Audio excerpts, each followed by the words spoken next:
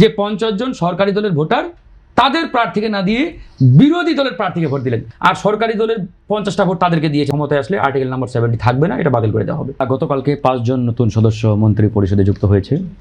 5 জন, আগে থেকেই একজন ছিল, তার মানে শুধু পদমর্যাদা বেড়েছে, প্রমোশন হয়ে তিনি পূর্ণাঙ্গ মন্ত্রী হয়েছেন আর কি। তো সব মিলিয়ে 6 জন শপথ নিয়েছেন। আর তার মধ্যে পার্বত্য চট্টগ্রাম এই মিনিস্ট্রিতে আগে দীপেন দেওয়ান ভাই ছিলেন। তো যাই হোক, তিনি অসুস্থতার কারণে পদত্যাগ করে দেন, ওটা খালি ছিল দীর্ঘদিন। তো এখন গতকালকে নতুন মন্ত্রী দেওয়া হয়েছে সেখানে, ডক্টর আব্দুল মঈন খান। তিনি আপনার প্রত্যাশা কি সেখানে নতুন ইনারা কি আসলে ভূরাজনীতি এবং ঢাকা বিশ্ববিদ্যালয়ের সাবেক শিক্ষক এবং তিনি বিজ্ঞানীও বটে। ডক্টর আব্দুল মঈন খান অত্যন্ত প্রাজ্ঞ, বিজ্ঞ, দক্ষ, অভিজ্ঞ একজন ব্যক্তি, এবং ওনার মতো ব্যক্তিকে আসলে ক্যাবিনেটে দরকার। দেশ ও জাতির পুনর্গঠনে যে নতুন পথ চলা শুরু করেছে সরকার, কারণ বাংলাদেশটাকে তো রিবিল্ড করতে হবে। রিবিল্ড করতে গেলে আমাদের কোন কোন জায়গায় দক্ষ লোকগুলো রয়েছে সেগুলোকে কিন্তু আমাদের নিয়ে আসতে হবে। তো সরকার সেই কাজটাই করছে। 6 মাসের ব্যবধানে তারা কিন্তু একটা বড় রদবদল নিয়ে আসছেন। এটা কিন্তু বিগত কোনো সরকারেই এই 6 মাসে এত বড় রদবদল কখনো করে নাই। বিগত 12টি পার্লামেন্ট মন্ত্রিত্ব বাতিল হয়নি পেয়েছিলাম। হ্যাঁ, তো সেই জায়গা থেকে এই যে জুলাই গণঅভ্যুত্থানের পরে যারা বলেন যে কোনো পরিবর্তন নাই, তাদের সামনে তো এগুলোই পরিবর্তন। হ্যাঁ, শতভাগ তো সম্ভব না, শতভাগ চাইলেও পারবো না। আবার আমাদের যতটুকু প্রত্যাশা ছিল ততটুকু তারা করতে পারছে না, কিন্তু চেষ্টা করছে।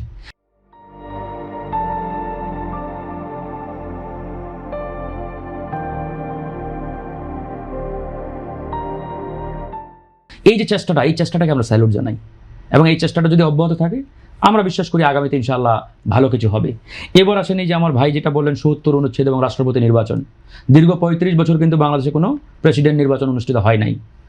ওই সরকারি দল যাকে নমিনেট করতেন তিনি অটোমেটিক্যালি পাস হয়ে যাইতেন, ভোটেরও প্রয়োজন ছিল না। তো এবারে ধরেন এখানে একটা নির্বাচন হলো, নির্বাচনে হ্যাঁ আমাদের জনাব মির্জা ফখরুল ইসলাম আলমগীর সাহেব নির্বাচিত হলেন। এই যে বিরোধী দল যারা নিশ্চিত পরাজয় জেনেও প্রার্থী দিয়েছেন, এই জন্য আমি বিরোধী দলকে ধন্যবাদ জানাই। তারা কিন্তু জানে যে নিশ্চিত হেরে যাবে। এরপরেও একটা কথা কি, যে ৭০ অনুচ্ছেদ যদি না থাকতো তাহলে কি হতো? ধরেন তাদের একটা এক্সপেকটেশন যে আর্টিকেল নাম্বার 70 না থাকলে হয়তো আমাদের প্রার্থী জিতে যেতে পারতেন। এখানে তাদেরকে আমি একটা ক্যালকুলেশন দেখাই। এখন ধরেন পার্লামেন্টে সরকারি দলের এমপির সংখ্যা 213 জন, আর নারী তাদের প্রায় 38 জন। সব মিলিয়ে ধরে নিলাম সরকারি দলের ভোটার প্রায় 250, আর বিরোধী দলের কত 90টা ভোটার তাদের হচ্ছে পার্লামেন্টে, আর সংরক্ষিত তারা পেয়েছে 12টি। সব মিলিয়ে 100 ধরে নিলাম বিরোধী দলের ভোটার পার্লামেন্টে প্রেসিডেন্ট নির্বাচনে। এখন যদি আর্টিকেল নাম্বার 70 না থাকতো, বা ধরেন যে আর্টিকেল নাম্বার 70 বাতিল হয়ে গেল, তুলে দেওয়া হলো, ভোট অনুষ্ঠিত হলো, এই ভোটে সরকারি দলের কতজন ভোটার বা এমপি মানে তাদের দলের প্রার্থীকে ভোট না দিয়ে বিরোধী দলের প্রার্থীকে ভোট দিতেন, কতজন হতে পারে? আমরা যদি খালি মাথায় বা চোখে একটু ক্যালকুলেশন করে ধরে নিলাম 50 জন, যে 50 জন সরকারি দলের ভোটার তাদের প্রার্থীকে না দিয়ে বিরোধী দলের প্রার্থীকে ভোট দিলেন, তাহলে কি হলো ফলাফল? সরকারি দলের ভোটার কত 250, সেখান থেকে 50 জন মাইনাস হয়ে গেল, থাকলো 200। আর বিরোধী দলের ভোটার কত 100, সেখানে আরো 50টা যুক্ত হলো, থাকলো কত? হইলো কত? 150। না ওই নারী সহ আর কি, নারী সহ 100 আর কি। 12টা নারী না, তাহলে 12টা নারী হলে তার 88 ভোট পেল কেন? না সেটা পরে আসছে, আমি ভোট পাওয়া না পাওয়া সেটা পরে আসছে, আমি ক্যালকুলেশনটা বলছি। তাহলে সব মিলিয়ে 100, আর সরকারি দলের 50টা ভোট তাদেরকে দিয়েছে ধরে নিলাম, তাহলে হইলো 150। তারপরে তো জিততে পারতেছে না। তার মানে আর্টিকেল নাম্বার 70 না থাকলেও কিন্তু সরকারি দলের প্রার্থী যিনি ছিলেন তিনি বিজয়ী হইতেন। তারপরেও আমরা কেন বলছি যে আর্টিকেল নাম্বার 70 নিয়ে আসলে দীর্ঘ 15-16 বছর আমরা আন্দোলন সংগ্রাম করেছি, এবং বিএনপিও ওই সময় বারবার বলেছে যে আমরা ক্ষমতায় আসলে আর্টিকেল নাম্বার 70 থাকবে না, এটা বাতিল করে দেওয়া হবে।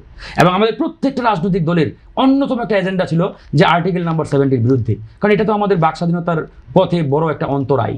এখন কথা হচ্ছে সরকার দায়িত্ব নেওয়ার পরে এই যে আর্টিকেল নাম্বার 70 বাতিল করবেন, ওই ফাংশনে সরকার কিন্তু এখনো ঢুকে নাই। তারা কয়েকদিন আগে একটা সংবিধান সংশোধন কমিটি করেছে।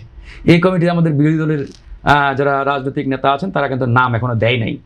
এখন এই যে জায়গাটা, এই জায়গাতে আমি মনে করি একটা শাব্দিক জটিলতায় আমরা পড়ে গেছি। তারা চাই সংস্কার আর সরকার চাচ্ছে সংশোধন। মানে আমি মনে করি এখানে সরকার যদি উদার হয় আর বিরোধী দল যদি একটু এগিয়ে আসে, তাহলে এই শাব্দিক যে একটা দূরত্ব তৈরি হয়েছে এটা সমাধান হয়ে যায়। যখন সংবিধান সংশোধন কমিটি না করে সংবিধান সংস্কার কমিটি করে দেওয়া হলো, মানে নামটা পরিবর্তন জাস্ট, তাও বিরোধী দল আসবে না। আমি বলছি তখন তো না আসলে আর উপায় নাই। আর এখন যে একটা ফরমেশনে আমরা ঢুকে গেছি, এই ফরমেশনে সংবিধানের ওই যে আমাদের প্রত্যাশিত যে সংস্কার ওটা সম্ভব না, কারণ ওটা একটা আলাদা স্টেজ। ধরুন সংবিধান নতুন করে রিরাইট করা, নতুন করে লেখা বা ওই যে মৌলিক কাঠামোতে যে পরিবর্তন নিয়ে আসা, এটা করতে গেলে আপনার সংবিধান মানে সভা লাগবে বা গণপরিষদ লাগবে, সংবিধান সংস্কার পরিষদ লাগবে, যেটা আমাদের নির্বাচনের পরপরই সম্ভব ছিল, বাট হয় নাই। আরো একটা জি। গণভোট লাগবে। কেন হয় নাই সেই ব্যাখ্যায় আমি যাব না, কিন্তু সুযোগ ছিল, হয় নাই। এখন যেহেতু 6 মাস পার হয়ে গেছে, বর্তমানে এই স্টেজে এসে এখন সংবিধান সংশোধনে আমাদের ঢুকতে হবে। জি, তো আপনাকে আমাদের ধন্যবাদ। আমার যেখানে বক্তব্য হচ্ছে সরকারি দল বিরোধী দল উভয়েরই উচিত এই যে আমরা যে জটিলতাগুলো নিয়ে আমরা আগাচ্ছি, এই আর্টিকেল নাম্বার 70, সরকার কিন্তু বলেছে যে আর্টিকেল নাম্বার 70 তা তুলে দেবে। গতকালকেও স্বরাষ্ট্রমন্ত্রী বলেছেন যে আর্টিকেল 70 থাকবে না। আরও যে চেঞ্জগুলো আমাদের আনা দরকার, এগুলো মনে করি আমরা একটা হেলদি এনভায়রনমেন্টের মতো দিয়ে নিয়ে আসলে বোধ হয় ভবিষ্যতে ইনশাআল্লাহ ভালো হবে। জি,